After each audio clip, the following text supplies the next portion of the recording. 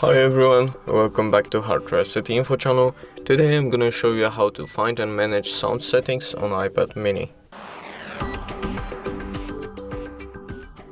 So as you see, I already have the iPad mini in my hands, and all you need to do is just look for the settings app.